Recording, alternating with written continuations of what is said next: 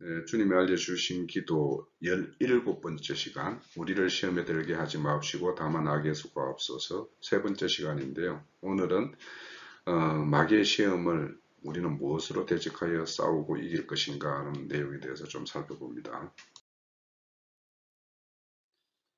자, 오늘은 마귀의 시험에 대해서 우리가 무엇으로 대적해서 승리할 것인가에 대해서 살펴볼 것인데, 오늘 살펴볼 내용에 대해서는 우리가 다 잘 알고 있고 이미 우리가 그렇게 실행하고 있는 내용들이에요.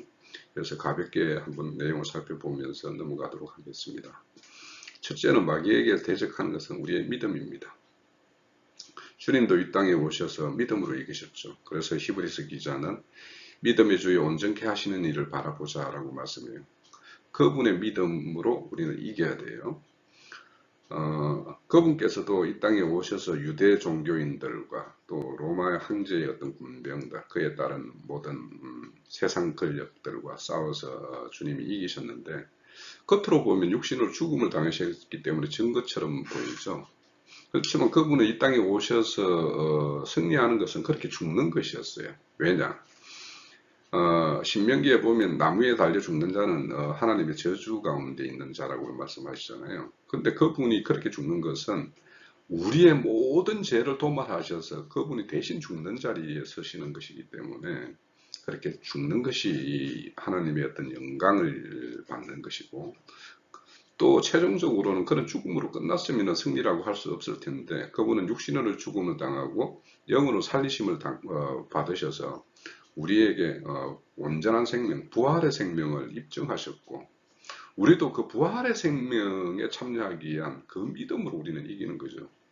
그래서 그 부활의 생명을 믿기 때문에 우리는 육신의 죽음에 대해서는 그거에 대해서 매여서 종로로 타는 어떤 그런 것에서 해방되는 것, 그것이 바로 마귀에게 대적하는 온전한 믿음이죠. 그래서 베드로 사도는 근신하라 깨어라 너희 대적 마귀가 우는 사자와 같이 두루다니며 삼킬 자를 찾나니 너희는 믿음을 굳건하게 하여 그를 대적하라. 그러니까 믿음으로 대적하라는 거죠. 어떤 믿음? 육신의 죽음은 본류가 아니고 영원한 생명이신 영생명을 우리는 추구하는 것이죠. 이 세상에 있는 너희 형제들도 동일한 고난을 당하는 줄 알미라. 우리의 모든 선진, 믿음의 선진들도 이와 같이 마귀의 어떤 그런 싸움에서 이긴 그런 승리의 어떤 역사를 이어가는 것이죠, 우리도. 자, 요한일서 5장에도 보면, 무릇 하나님께로 난 자마다 세상을 이기느니라. 세상을 이기는 승리는 이것이니 우리의 믿음이라. 그러니까 세상을 이기는 것도 우리의 믿음으로 이기는 거죠. 자, 세상 것은 겉으로 보면 더 화려하고 좋아 보여요. 그래서 세상의 어떤 우리가 안목의 정욕이라고 하잖아요. 그래서 그렇게 어떤 세상 것이 좋아 보이지만 우리는 눈에 보이지 않는 그 세계, 영원한 세계를 우리는 목도하고 그걸 추구하는 신앙이기 때문에 우리는 그걸 위해서 이제 이 세상 것을 버리는 것이죠. 그러니까 세상 것을 버리는 게 우리의 어떤 믿음이죠. 예수께서 하나님의 아들이심을 믿는 자가 아니면 세상을 이기는 자가 누구냐? 예수께서 이 땅에 오셔서 세상을 어떻게 버리는 것인지, 육신을 어떻게 버리는 것인지 우리에게 다 본을 보이셨어요. 또 그리고 영원히 사는 어떤 생명이 어떤 것인지를 우리에게 또 알려주셨죠. 그래서 우리는 그런 어떤 걸 믿고 추구하는 것이죠. 또 야고보서 4장 7절에서 8절에 보면 너희는 하나님께 복종할지어다 마귀를 대적하라. 그리하면 너희를 피하리라. 하나님을 가까이 하라. 그리하면 너희를 가까이 하시리라. 죄인들아 손을 깨끗이 하라. 두 마음을 품은 자들아 마음을 성결하게 하라. 자, 우리는 육신을 입고 사는 육신을 입고 사는 삶을 살아요. 그렇기 때문에 육신의 어떤 정욕으로부터 완전히 해방받을 수가 없어요. 늘 뭐냐면 육신이나 또 세상을 밟고 살아요. 세상 속에서 살아요. 그래서 우리에게는 늘 두 마음이 자리 잡을 수가 있어요. 그런데 주님이 이 땅에 오셔서 단마음으로 사셨고 단마음으로 모든 걸 승리하셨어요. 그래서 우리가 완전히 마귀의 시험에서 이기기 위해서는 두 마음이 아닌 한 마음으로 하늘만 바라보고 주님만 바라보고 영원한 것만 바라보고 눈에 보이지 않는 그 세계를 소망하는 것으로 우리는 이겨야 합니다. 그래서 그런 것을 행할 때 우리는 손을 깨끗이 할 수 있어요. 세상 걸로 나아가는 이 손길을 다 거두어 드릴 수가 있는 것이죠. 자, 우리는 이렇게 주님이 이겼던 그 믿음으로 우리는 세상을 이기고 세상의 어떤 정욕을 처음서 복종시킬 수 있는 것이죠. 자, 우리가 마귀에 대해서 대적하고 거기에서 승리하기 위해서는 온전히 하나님 보호 가운데 거하는 것이 제일 중요하죠. 하나님의 군대가 우리를 늘 지키고 있음을 우리는 좀 인식을 해야 돼요. 그래서 우리가 오늘도 무사히 악한 어떤 것에 틈타지 않고 우리의 어떤 믿음 가운데 순전한 가운데 이렇게 지킬 수 있고 그런 어떤 생활을 영위할 수 있었던 것은 하늘 군대의 그런 어떤 보호 때문에 이었다라는 걸 우리는 알아야지 우리가 하늘에 속한 사람이에요. 우선 창세기 32장에 보면 야곱이 장인집 라반의 집을 떠나서 이제 그 아버지의 집이 있는 가나안 땅으로 이렇게 돌아갈 때 가장 두려운 것이 뭐냐면 형 에서를 만나는 거였죠. 에서는 왜냐하면 야곱이 자신의 장자권과 아버지의 축복을 다 이렇게 도둑질해서 갔다라고 이렇게 생각하고 있기 때문에 원수로 생각할 것이 뻔하기 때문이죠. 그래서 이렇게 아버지 집으로 가야 되지만 주저하는 그 야곱에게 하나님이 눈을 열어서 하늘 군대의 어떤 모습을 보게 하죠. 그런데 그것도 한 군데가 아니라 두 군데 무리를 이렇게 보여줌으로 인해서 그 이름을 마하나임이라고 했다라고 하죠. 이렇게 하나님의 속한 자들은 하나님이 그런 군대를 이루어서 이렇게 보호해주고 있음을 우리는 알아야 됩니다. 자, 이와 같은 말씀이 열왕기 하 6장에도 나오는데요. 이 이야기는 아람 군대가 북이스라엘을 이렇게 성을 완전히 에워쌌어요. 그때 그것을 본 그 엘리사를 따르는 그 사안이 그걸 보고서 막 엘리사에게 와가지고 두려운 마음으로 이렇게 저들이 다 우리 성을 다 에워쌌습니다. 이런 말을 하니까 야, 두려워하지 마라. 우리 군대가 그들 군대보다 훨씬 많다라고 해요. 그래서 엘리사가 기도해서 그 사안의 눈을 열어서 그 하늘 군대를 이렇게 보게 합니다. 그 하늘 군대는 불말과 불병거로 산을 가득히 차 있는 이 모습을 보여줘요. 그래서 사안이 그걸 보고 이제 안심하게 되는 어떤 그런 모습을 보죠. 그래서 결국에는 여기서 아람 군대들이 다 패해서 이렇게 패하게 되죠. 일처럼 하늘 군대가 우리를 보호하고 있다. 또 스가랴서 2장 4절에서 5절에 보면 포로로 잡혀갔던 남유다가 다시 회복해서 돌아와서 성전을 건축하는 이야기가 스가랴서 이야기 아닙니까? 그래서 너희들이 와서 온전히 하나님의 성전을 이렇게 건축하게 되면 내가 너희들의 성전이 아니라 그 성읍을 불성각으로 이렇게 지켜주겠다라는 말씀을 하시는 모양이 나오죠. 또 계시록 21장 3절에 보면 새 예루살렘 성전에서 하나님과 그 백성들이 함께 이렇게 거하는 모습으로 이렇게 나타나고 있어요. 이렇게 우리는 하나님의 보호 가운데 있다라는 이 사실과 이 보호 가운데에서 떠나지 않는 그것이 우리의 어떤 시험에서 이기는 것이다. 그래서 우리는 하나님 군대의 어떤 보호를 받는다는 이 믿음의 확신. 그래서 우리가 지금 오늘도 무사히 이렇게 지냈고 내일도 앞으로 무사히 할 것은 하나님이 이런 군대로서 우리를 지켜주심으로 인해서 우리는 별 탈 없이 또 내일을 하루 맞을 것이라는 어떤 이런 소망을 가지게 되는 것이죠. 자, 마귀의 시험에 대해서 우리는 이기기 위해서 늘 깨어서 기도해야 된다는 거예요. 우리가 기도해야 된다는 이유는 왜냐하면 우리는 육신의 연약함을 입고 있기 때문에요. 그래서 마귀의 시험은 가장 우리의 약한 부위, 육신을 치고 들어오기 때문에 우리는 늘 깨어서 기도하라는 걸 주님께서 이제 요구하시죠. 주님도 늘 그 습관적으로 감람산에 가서 기도를 하셨다고 그래요. 그래서 우리 유명한 겟세마네 기도를 드릴 때 제자들을 데리고 함께 이렇게 겟세마네 동에 올라가셔가지고는 새 제자들은 좀 더 깊게 들어가고 또 주님은 거기서도 더 들어가서 이렇게 기도하는 모습을 볼 수가 있죠. 그래서 주님이 기도하고 이렇게 나올 때 그 제자들이 다 잠들어 있는 것을 보고 그렇게 말씀하죠. 시험에 들지 않게 깨어 기도하라. 마음은 언의로되 육신은 약하도다. 우리가 마음으로는 참 주님에게 온전히 다 충성하고 뭐 이렇게 온전한 섬김으로 이렇게 행할 것을 이렇게 원하지만 우리 역시 육신이 약하기 때문에 우리 마음대로 그렇게 안 되는 거 아닙니까? 그죠? 자, 베드로도 세 번 어떤 부인하는 거 그것이 자신이 뭐 베드로만큼 그 열정적으로 주님을 따르고 주님께 온전히 바치겠다라고 다짐했던 사람이 없잖아요. 그렇지만은 그 어떤 상황이 딱 닥치게 되면 그 육신의 어떤 약함에 의해서 육신의 죽음에 대한 어떤 두려움 이런 거에 의해서 결국에는 거기에서 주님을 그 부인한 걸로 나타났죠. 그래서 우리는 이 육신의 약함 때문에 늘 기도해야 된다는 거예요. 그래서 주님도 마지막 그 겟세마네 기도에 보면 주님의 그 이 잔을 물릴 수 있으면 물려달라는 어떤 그런 그 어떤 육신의 연약함을 이렇게 보이시잖아요. 그렇지만 그 어떤 주님의 어떤 그 육신의 자기의 뜻을 그 육신과 연합하는 것이 아니라 하나님의 뜻으로 그 육신을 쳐서 복종시키죠. 그래서 온전히 하나님의 뜻을 이렇게 성취하는 걸로 그렇게 나아가는 모습을 보여요. 또 마가복음 9장에 보면 이제 제자들이 귀신을 쫓아내지 못하죠.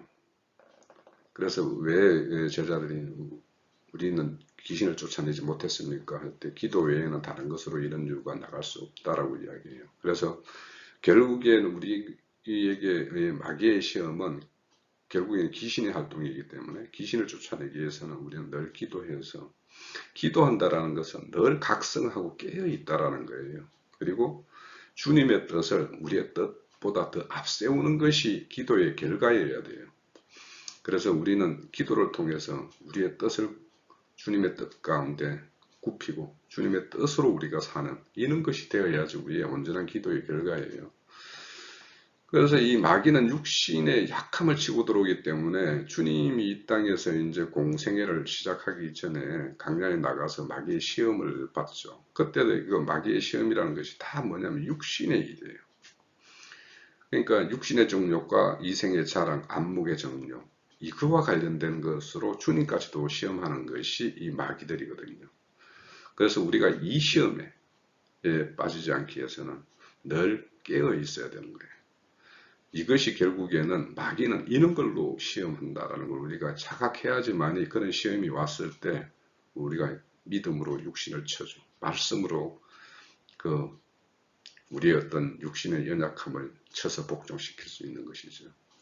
자, 그렇게 해서 우리는 기도로서 하나님께 더 나아가는 승리의 어떤 그런 마귀를 대표시키고 하나님께 승리의 어떤 영광을 드릴 수가 있는 것이죠. 자, 기도에 대해서 하나 더 살펴볼 것은 에스겔서 36장은 바벨론의 포로 잡혀갔던 유다가 다시 완전히 회복될 것에 대한 예언의 말씀이 기록되어 있어요. 그러면서도 그렇게 하나님이 그렇게 계획을 하고 있음에도 불구하고 이스라엘 족속이 이같이 자기에게 이루어 주기를 내게 구하여야 할지라 이렇게 말씀을 해요. 그러니까 이런 어떤 하나님은 어떤 사람에게 어떤 선의를 베풀 때 그 사람 속에 그 선의에 대한 소망을 두고 일을 하시는 분이에요. 왜 이렇게 하시느냐? 주님은 그 사람 심중에 자신의 뜻과 연합되는 어떤 그 마음을 요구하고 있어요. 그래서 그런 사람에게 그 소원이 성취될 때는 그 일이 성취됨으로 인해서 하나님과 그 소원을 가지고 있는 사람 사이에는 깊은 신뢰관계로 나아갈 수가 있기 때문이죠. 그래서 이렇게 내가 그렇게 할지라도 이렇게 이루어질지라도 너희들은 이렇게 구해야 할지다. 그러니까 주님은 자신에게 뭔가 이루어질 일을 그 사람에게 소원함을 두고 일을 하신다라고 이야기하잖아요. 그죠? 또 하나 이제 이거는 우리가 주님에게서 이루어져 달라고 이렇게 기도해야 될 것이고 또 주님이 우리를 위해서 기도를 늘 하고 계신다는 내용이에요. 그래서 최종적으로 우리가 시험에 들지 않고 시험에서 우리가 그게 끝내 시험에서 이길 수 있는 것은 주님의 이런 우리가 알지 못하는 중에도 우리의 그 간구하신 그 기도로 이기는 거죠. 자, 누가복음 22장에 보면 시몬아 시몬아 보라 사탄이 너희를 밀가부르듯 하려고 요구하였으나 그러나 내가 너를 위하여 내 믿음이 떨어지지 않기를 기도하였노라. 너를 돌이킨 후에 내 형제를 굳게 하라. 이 뭐냐면 시몬 베드로가 난 끝까지 주님을 따르겠습니다 라고 했죠. 그래서 주님이 이렇게 잡혀가는 모습을 이렇게 뒤따랐던 사람이 베드로예요. 그런데 그 베드로가 어떤 그 주님을 부인할 수밖에 없는 그런 환경 가운데 딱 놓였을 때 세 번이나 부인을 하죠. 그래서 그걸 주님은 어떻게 보고 있었냐면 사탄이 시몬을 밀가불듯이 이렇게 하는 거다라고 이야기를 하고 있어요. 그래서 세 번 부인했지만 베드로가 주님의 어떤 배도의 길을 가지 않고 다시 회복될 수 있도록 그 베드로를 위해서 간구했다라는 거예요. 그래서 이 말씀을 하시면 너는 돌이킨 후에 내 형제들을 굳게 하라. 그래서 이 말씀대로 베드로는 주님의 수제자로서 그런 모든 것을 행하고 결국에 주님의 어떤 몸된 교회를 위해서 일을 하다가 순교의 어떤 삶으로 마감을 했던 것이죠. 그래서 이런 어떤 이기는 자의 어떤 믿음 뒤에는 우리가 알지 못하는 주님의 어떤 기도가 있다라는 거예요. 또 로마서 8장 26절에 이와 같이 성령도 우리의 연약함을 도우시나니 우리는 마땅히 기도할 바를 알지 못하나 오직 성령은 말할 수 없는 탄식으로 우리를 위하여 친히 간구하시느니라. 그러니까 우리는 무슨 일이 앞으로 벌어질지 우리에게 어떤 일이 있을지 몰라요.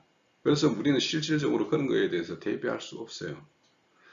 근데 우리가 이렇게 살다 보면 오늘도 무사히 참 다행스럽다라는 이런 말들을 우리가 이렇게 토설할 경우가 있어요.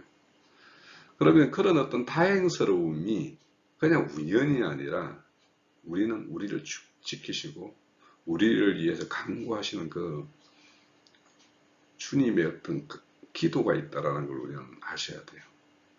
그래서 우리의 어떤 승리는 우리의 어떤 잠들지 않는 신앙을 위해서 늘 깨어 있어야 되고 우리의 어떤 육신의 어떤 연약함을 위해서 늘 깨어서 기도해야 되고 그래서 늘 우리의 뜻보다 하나님의 뜻이 먼저 앞세울 수 있게 하는 이것이 다 뭐냐면 기도로서나 이렇게 그런 어떤 일을 행할 수 있는 것이죠. 또 우리의 기도는 그렇고 또 주님이 우리를 위해서 이런 끝없는 간구 이런 것이 우리가 시험에 들지 않고 악에 빠지지 않는 이런 것이 주님에 의해서 이런 지킴이 있다라는 것, 주님의 기도의 어떤 결과가 있다라는 것, 이런 것들을 우리는 기억해야 할 것입니다. 자, 우리가 사탄 마귀의 시험에서 승리하기 위해서는 늘 성령님의 인도함 가운데 있는 것이 중요하죠. 자, 출애굽한 이스라엘이 강약길을 행할 때는 낮에는 구름 기둥의 인도함을 받았고 밤에는 불 기둥에 의해서 보호를 받았죠. 또 이사야서 30장에는 이런 기록이 있어요. 주께서 너희에게 환난의 떡과 고생의 물을 주시나. 그러니까 우리가 이 땅에 살면서 환난의 떡과 고생의 물을 피할 수는 없어요. 그런데 그렇지만 그 가운데에서 내가 너의 서성을 숨기지는 않겠다라고 말씀해요. 너희 눈에 내 서성이 볼 것이며 보이게 늘 할 것이며 너희가 오른쪽으로 치우치든지 왼쪽으로 치우치든지 네 뒤에서 말소리가 내 귀에 들리게 해서 이것이 바른 길이니 너희는 이리로 가라 할 것이다. 그러니까 나아갈 길을 이렇게 늘 일러주겠다라고 말씀을 해요. 자, 우리가 살다 보면 환난 가운데 있고 고생 속에 이렇게 원하지 않는 그런 것에 이렇게 물려 들어갈 수밖에 없는 그런 사건과 환경이 주어질 수가 있죠. 그래서 우리가 이런 하나님의 어떤 이런 인도와 보호를 모를 때에는 그냥 내 뜻대로 행해서 더 깊은 수렁에 빠져서 긴 시간을 고생을 하고 그렇게 해서 마침내는 그렇게 빠져나오는 어떤 그런 경험들이 각자 있을 텐데, 이제 우리는 하나님의 지혜를 알고 말씀에 이런 기록된 말씀을 우리는 알고 있다면 이런 환난 가운데 있을 때는 더욱 침착해야 돼요. 그래서 늘 인도함이 무엇인가, 하나님이 왜 이런 어떤 어려움을 나에게 허락했고 왜 이런 것을 내 앞에 이렇게 주셨을까, 이런 것들을 잘 헤아려 봐야 돼요. 그리고 그 중에 있을 때는 오늘 기록된 말씀처럼 서성을 보내준다고 그랬어요. 그런데 이 서성이라는 게 정말 아주 뭐 훌륭하다라고 이렇게 생각하는 그런 사람을 보내주느냐 하면 꼭 그런 게 아니라는 거예요. 만약에 어떤 사람이 교만해서 그거를 낮추기 위해서 환난과 이렇게 고생의 물을 줬다라면 그 사람에게는 평소 그 사람이 자신보다 못하다라고 여기는 그 사람을 보내서 말할 수도 있어요. 실질적으로 그 사람이 못하지 않지만 이 사람이 교만하고 자기 스스로 높이는 자가 되어서 저 자는 나보다 못해라고 생각하는 그 사람을 보내서 이야기할 수도 있다라는 거예요. 그래서 우리가 이런 환난 가운데 있을 때는 작은 소리라도 세밀하게 살피고 듣는 이런 것이 굉장히 중요해요. 이것이 지혜로운 사람이에요. 이런 환난 가운데 있을 때 자기 뜻대로 자기 어떤 의지대로 뭔가를 막 해보려고 하면 더 깊은 수렁에 빠지게 되어 있어요. 이거는 제가 신앙 가운데 와서 이렇게 성경에 대해서 잘 모르고 할 때 복음 서적들을 이렇게 본 내용 중에서 떨어지는 폭포, 뭐 제목이 정확하지는 않는데 내용은 그래요. 저 산에서 발원한 저 물이 발원해서 강을 이루는 데까지 그 물이 흘러오는 그 과정에는 수많은 절벽에서 떨어짐이 있었다라는 이런 말씀이에요. 뭐냐면 물이 떨어질 때 여기는 끝인갑다 라고 생각하면 또 다리 떨어지는 그 떨어짐이 또 있고 또 여기가 끝인가 생각하면 또 떨어짐이 있다라는 거예요. 그처럼 우리가 이런 어떤 내 앞에 이렇게 펼쳐져 있는 이 환난과 고난의 어떤 그런 것이 있을 때에는 이제는 여기가 끝이겠지라는 마음을 하게 되면 또 다시 떨어질 일이 있고 그런 경우가 많죠. 그래서 이럴 때는 잠잠히 지켜봐야 된다는 것이죠. 우리 출애굽을 할 때 뒤에서는 바로 군대가 추적해오고 앞에는 홍해 바다가 딱 가로막혔을 때 이스라엘 백성들이 보인 것은 뭐냐면 우리들을 왜 애굽에서 불러내가지고 여기서 죽게 만드냐, 차라리 애굽에서 그들을 섬기는 것이 좋았겠다라고 이렇게 이야기할 때 모세가 그러죠. 두려워하지 마라. 너희들은 하나님이 너희들을 위해서 베푸는 구원이 어떤 것인지 잘 지켜봐라. 이렇게 이야기를 하죠. 그래서 어떤 진퇴양난이라고 생각할 때는 조용히 진짜 지켜보는 것이 중요해요. 아무것도 안 하는 것이 이때는 더 필요할 때예요. 그래서 우리 워치먼 리의 책 중에서 자행참이라는 것이 있죠. 앉아서 기다리라는 거예요. 그러면 하나님께서 길을 열어서 어디로 행하라고 하는 어떤 그런 길을 여실 때가 있다라는 것이죠. 바로 그 말씀을 하시는 거예요. 자, 요한복음 16장 13절에 보면 진리의 성령이 오면 너희를 모든 진리 가운데 인도하시리니 그가 스스로 말하지 아니하고 오직 들은 것을 말하며 장래의 일을 너희에게 알리시리라. 우리가 성령님과의 깊은 교제 가운데 있게 되면 앞으로 있을 일, 어떻게 진행될 일, 이런 거에 대해서 이렇게 영감적으로 이렇게 계시해 주는 어떤 그런 경우가 있죠. 그러니까 장래일이 어떻게 이렇게 될까요? 라고 우리가 이렇게 구해서 그런 것이 아니라 하나님께서 이것이 필요하시면 앞으로 될 일에 대해서 우리의 마음을 갖게 하고 그 마음에 하나님이 장래 일을 이렇게 보여주신다는 것이죠. 그리고 우리가 이 말씀에 대한 어떤 진리 지식을 가지게 되면 어떤 이치를 깨닫게 되잖아요.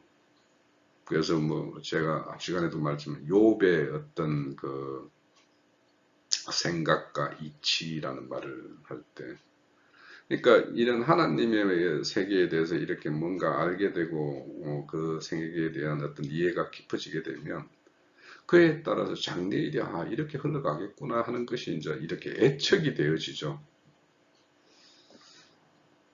또 계시록 7장 17절에 보면 어린 보좌 가운데 계신 어린 양이 그들의 목자 되사 생명의 샘으로 인도하시고 하나님께서 그들의 눈에서 모든 눈물을 씻어 주실 것입니다.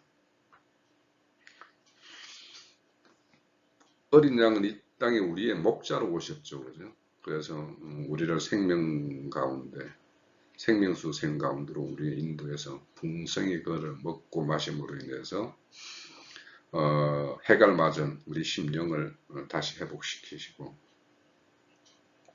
하늘의 산떡으로 우리를 자양분상케 해서 우리가 영생명을 풍성히 이루게 하는 걸로 인도하시는 분이 그분이시니까 궁극적으로는 우리는 시험에 이기고 거기에 승리하는 것은 결국에는 진리의 어떤 성령 인도한 가운데 있을 때 우리는 반드시 승리할 줄로 믿습니다. 자, 시험에 들거나 악에 빠지지 않기 위해서는 그것들로부터 결별하는 것이 가장 중요하고 그것들로부터 멀리하는 것이 가장 중요해요. 그죠? 우리 그 사자성어에 겁묵자흑이라고 있어요. 묵을 가까이 하게 되면 어딘가에는 검은 묵에 의해서 검게 물들기 마련이죠. 그래서 우리가 이런 어떤 악한 것을 가까이 두고 성결을 지키고 어떤 거룩을 지키는 것은 굉장히 어려운 거예요. 그래서 우리는 악인의 꾀를 따르지 않고 제 길을 서지 아니하며 오만한 자의 자리에 앉지 아니하는 그 복 있는 자, 복을 하나님의 복 가운데 있기 위해서는 악한 것들로부터 결별해야 되는 거예요. 자, 잠언서 4장에도 보면 악한 자의 길을 들어가지 아니하며 악인의 길을 다니지 말지어다. 그의 길은 피하고 지나가지 말며 돌이켜 떠나갈지어다. 악인들의 길은 어둠 같아서 그가 걸려 넘어져도 그것이 무엇인지 깨닫지 못한다라고 이야기해요. 자, 악인의 길. 자, 우리 가장 어떤 세상적인 일로 들면은 버스터미널 같은 데 가면 예전에 야바업꾼들이 있죠. 그 야바업꾼들은 지나가는 행인들의 주문이 트는 것이 목적이죠. 그러면 야바업꾼들이라는 걸 우리는 알아요. 그죠? 이제는 그들의 어떤 깨가 그들의 목적이 그렇다면 그걸 알면은 거기에 속지 않아야죠. 그러면 그들이 한가하면 거기에 눈길도 안 주고 그냥 내 갈 길을 가면 돼요. 그죠?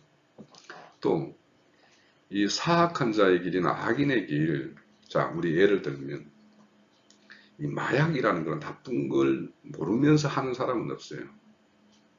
근데 주변에 마약을 하는 사람들과 계속 어울리게 되면 한 번은 그걸 하게 돼요. 근데 그걸 한 번 했을 때라도 딱 멈추면 모르지만 그것이 주는 어떤 그런 해방감이라는 게 있잖아요. 그래서 우리 연예인들이 그런 걸 많이 하는데 그 연예인들은 인기를 먹고 사는 사람이기 때문에 많은 중압감 속에 있어요. 그래서 그들의 어떤 그것을 지키기 위한 어떤 그들의 어떤 피나는 노력들이 있거든요. 우리가 상상할 수 없는 노력들이 있어요, 그들은. 그러니까 그들을 이제 젊은 사람들의 아이들의 어떤 우상이 되어 있잖아요. 그러면 그 우상이 되기 위해서 그들이 자기 자신을 얼마나 갈고 닦고 그런 노력을 하겠어요. 그런데 그것이 너무도 그 어떤 인기를 계속 지키고 유지해야 된다는 그런 중압감이 있기 때문에 그걸로부터 해방되는 것은 뭐냐? 마약을 하면은 모든 걸로부터 그 순간만은 해방이 되죠. 그래서 그거는 길에 많이 빠져요, 연예인들이. 그래서 우리가 이런 그 악한 줄 알면서도 그 악인의 길을 이렇게 떠나지 못하는 것은 그것이 내 가까운 데 있기 때문이에요. 그래서 우리는 이런 걸로부터 우리가 완전히 결별하는 이런 것이 필요하고, 그래서 우리는 이런 영적인 게 있죠. 그러면 여기 보면 악인의 길은 어둠 같아서 그가 걸려 넘어져도 그것이 무엇인 깨닫지 못한다고 그러죠. 그러면 우리가 지금 오늘날 우리 믿음의 어떤 세계에서, 영의 세계에서도 그 악한 것에 빠져 있는 사람들, 그들이 자기 스스로 악한 길에 빠져 있다고 생각하나요? 그렇지 않아요. 그들은 그들이 너무도 옳기 때문에 거기에서 머물러 있고 그걸 추구하고 있는 것이죠. 그래서 이 악인의 길이라는 것, 사악한 자들의 길이라는 것은 그 속에 있는 사람은 그게 사악하고 악한 것인지 예, 모르는 경우도 있고, 알아도 거기에서 빠져나올 수 없는 그런 어떤 그것이 주는 어떤 매력이 있는 것이에요. 그래서 우리는 이런 악하다라고 생각하는 것들은 원천적으로 우리 가까이 두지 않는 이것이 가장 중요해요. 그, 그 바울 사도도 그 데살로니가 교회에 보낸 편지에 보면 악한 어떤 모양이라도 버리라고 이야기하잖아요. 그래서 우리는 악한 것들을 가까이 두고는 우리 자신을 지키기 어렵다. 이것은 그냥 뭐 성경의 말씀 아니라고 해도 일반으로 생각해도 이거는 너무도 상식적인 이야기죠. 그래서 우리는 악의 어떤 모양도 버리는 그런 것이 필요합니다. 자, 마귀가 시험한다라는 것은 실질적인 내용으로 보면 영적인 전쟁을 펼치는 것이거든요. 그래서 지금까지 우리는 그 시험을, 마귀의 시험을 이기기 위한 여러 가지 방편을 이렇게 살펴봤는데, 최종적으로는 그 마귀의 시험을 우리는 그 전쟁에서 온전히 승리하기 위해서는 전쟁의 수칙 중에서 제일 엄격한 수칙인 헤렘 율법이 있죠. 모든 것을 진멸하라는 거. 신명기 13장에는 우리가 앞서서 꿈꾸는 자, 이적과 기적을 행하는 자들이 와서 다른 신을 섬기자 하면 그들의 말을 청종하지 말라라는 말씀을 우리는 앞에서 살펴봤는데, 그 이어서 계속 나오는 말씀 중에 보면 신명기 13장 13절에서 17절 내용을 보면 너희들 가운데 어떤 불량자가 일어나서 그 성읍 주민을 유혹하여 이르기를 너희가 알지 못하던 다른 신들을 우리가 가서 섬기자 한다 하거든.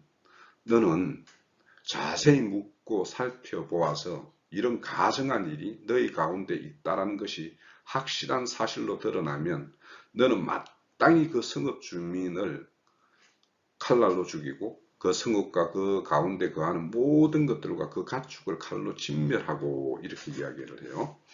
또 그 속에 빼앗아 차지한 물건을 다 그리로 모아놓고 그 성읍과 탈취한 전부를 불살라 너희 하나님 여호와께 드릴지니 이 성읍은 영구히 폐허가 되어 다시는 건축하지 아니할 것이라. 너는 그 진밀한 물건에 조금도 손대지 말라. 이렇게 말씀을 해요.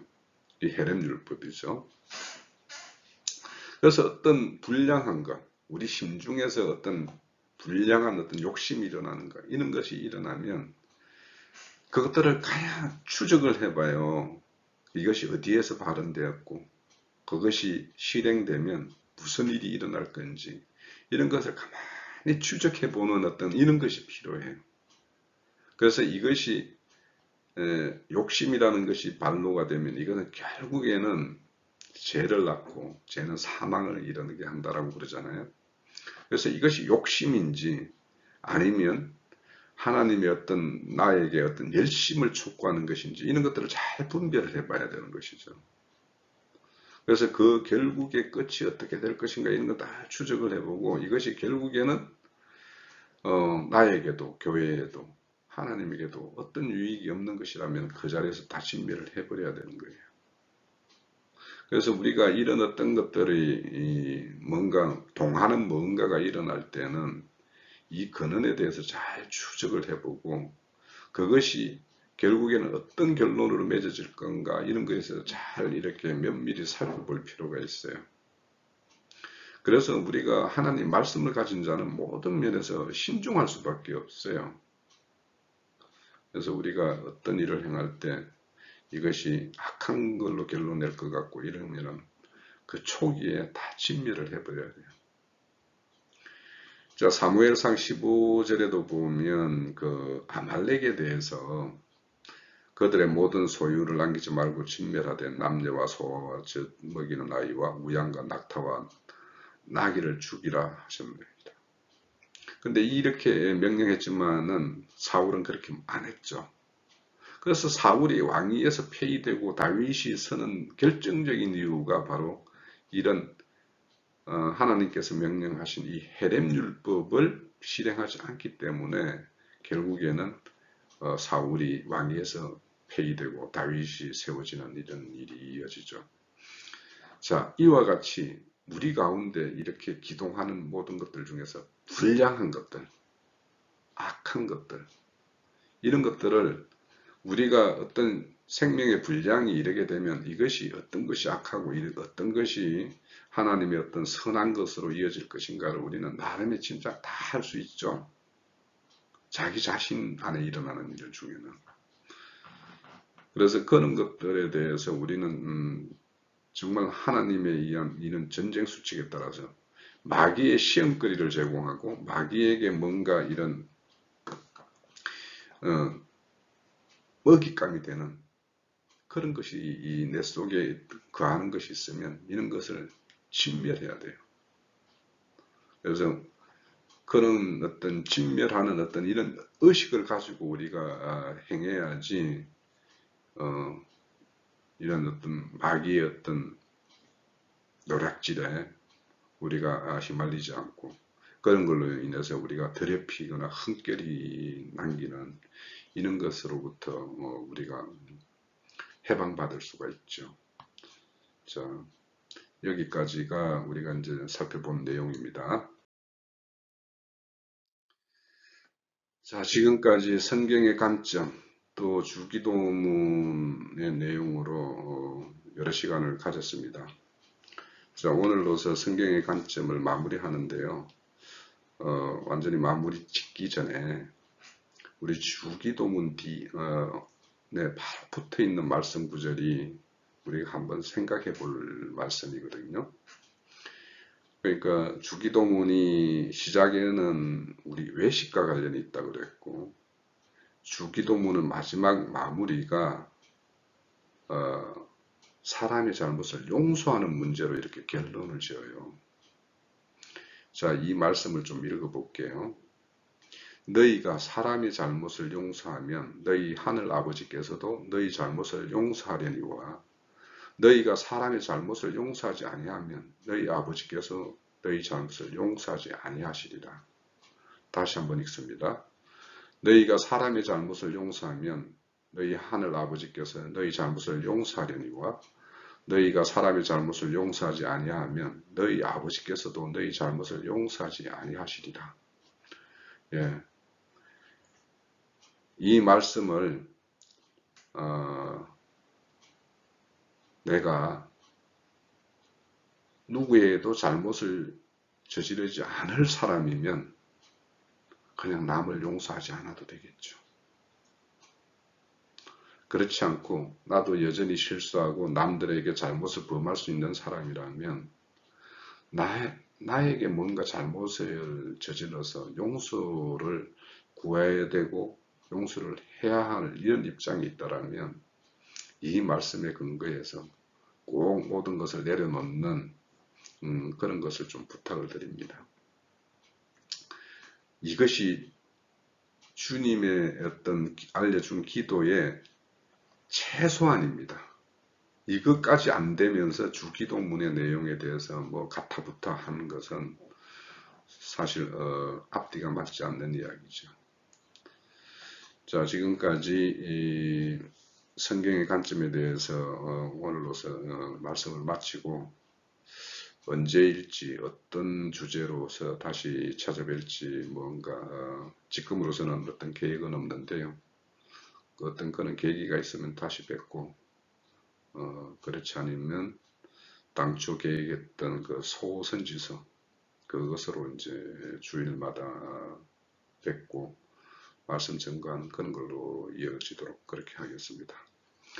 그동안 수고하셨고 모든 증거의 말씀이 성령님의 어떤 인도함에 따라서 우리 형제자매님들에게 작은 어떤 유익이라도 끼쳤으면 좋겠습니다. 그동안 고마웠습니다.